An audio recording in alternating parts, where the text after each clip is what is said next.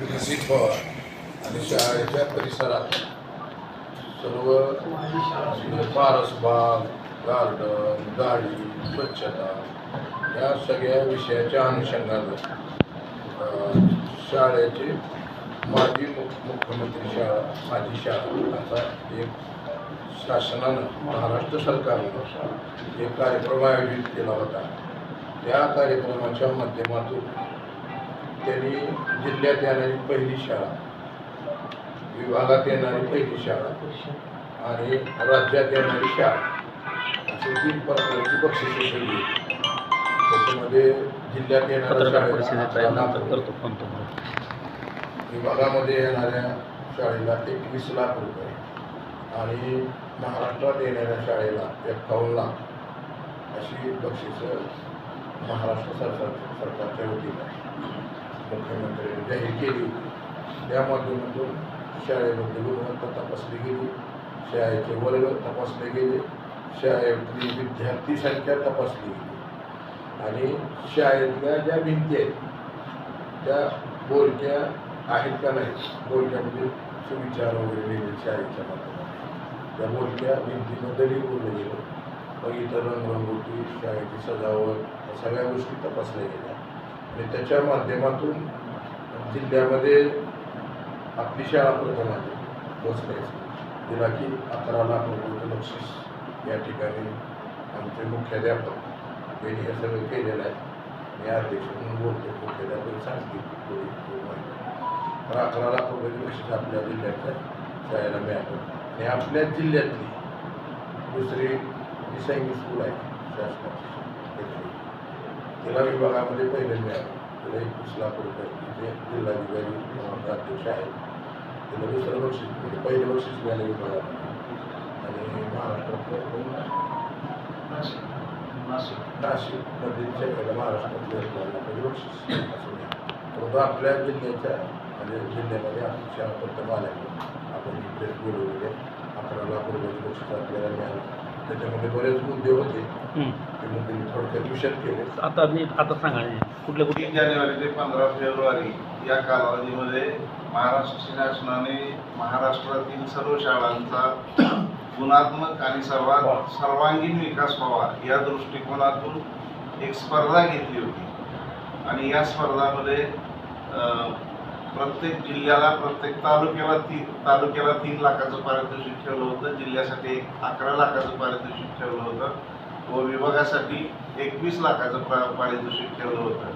आणि महाराष्ट्र राज्यामध्ये सर्वात सुंदर शाळा जी असेल त्या शाळेसाठी 51 लाखाचं पारितोषिक ठेवलं होतं. या अभियानाच्या सुरुवातीलाच मी आमच्या स्टाफची मीटिंग घेतली आणि मीटिंग घेऊन स्टाफला आव्हान केलं की या मुख्यमंत्री माझी शाळा सुंदर शाळा या अभियानामध्ये आपल्याला उत्स्फूर्तपणे सहभाग घ्यायचा आहे आणि आपली शाळा जिल्ह्यात नव्हे तर महाराष्ट्रात प्रथम येण्यासाठी प्रयत्न करायचा आहे.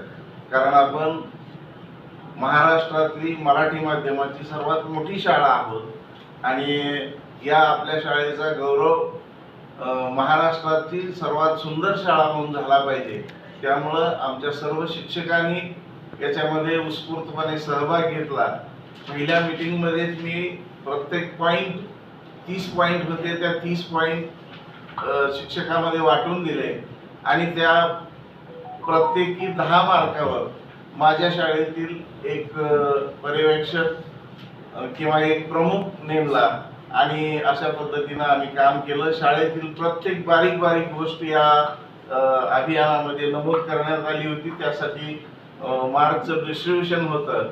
अगदी वर्ग सजावट असेल, विद्यार्थी संसद असेल, विद्यार्थ्याचं आरोग्य असेल, शाळेनं क्रीडा विभागामध्ये घेतलेला सहभाग असेल आणि या सगळ्याच विषयामध्ये मला सांगायला अतिशय आनंद वाटतो की शासनाने जे 30 मुद्दे दिले होते त्या 30 मुद्द्यामध्ये तर आमचं काम होतंच, पण त्याशिवाय इतर विभागामध्ये आमचं काम इतकं होतं की म्हणजे गुणात्मक तक्त्यामध्ये त्याचा सहभाग नसला तरी सुद्धा असंख्य असे आम्ही उपक्रम राबवलेले आहेत की ज्यामुळे आमची शाळा जिल्ह्यात प्रथम आलेली आहे.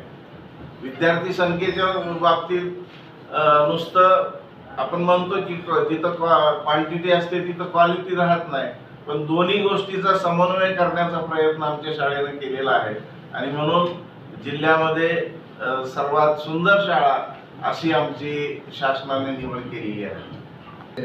या ठिकाणी प्रत्येक शाळेला सहभाग घेणं बंधनकारक होतं. म्हणजे जिल्ह्यातील प्रत्येक शाळा, मग ती जिल्हा परिषदेची असेल, खाजगी असेल, माध्यमिक, उच्च माध्यमिक, या प्रत्येक शाळेनं या मुख्यमंत्री माझी शाळा सुंदर शाळा या ह्याच्यामध्ये सहभाग घेणं कंपल्सरी होतं आणि प्रत्येक शाळेनं सहभाग घेतला होता. ज्याच्या माध्यमातून ही जी संकल्पना आहे की शाळा सुंदर असली पाहिजे, स्वच्छ असली पाहिजे किंवा भौतिक सुविधा असल्या पाहिजे, त्याच्यामधून बऱ्यापैकी साध्य झालेलं आहे सार्वजनिकच्या माध्यमातून विचार केला तर.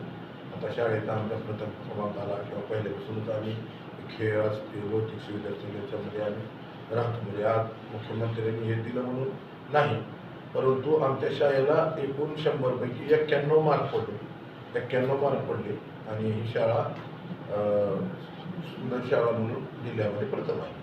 आजी विभागाला प्रथम तिला 93 मार्क आहेत, म्हणजे 2 मार्काला आमचा विभाग सुद्धा गेला. कुठं तरी पॉईंट कमी पडले असतील, पण तो अतिशय पारदर्शकपणे या स्पर्धा झाल्या. कुठेही त्याला त्याच्यामध्ये माझी माती काय होतं ना ते, माझी माती माझा देश, मेरी माती मेरा देश मधला याच्यामध्ये आम्हाला ते माहीत झालं नाही. आम्हाला कळलं त्यामध्ये कोळी होता केंद्र सरकारच्या ऑनलाईन रजिस्ट्रेशन होतं आणि ते ऑनलाईन रजिस्ट्रेशन करता आलं, त्यामुळे आम्हाला त्याचे मार्क कमी झाले.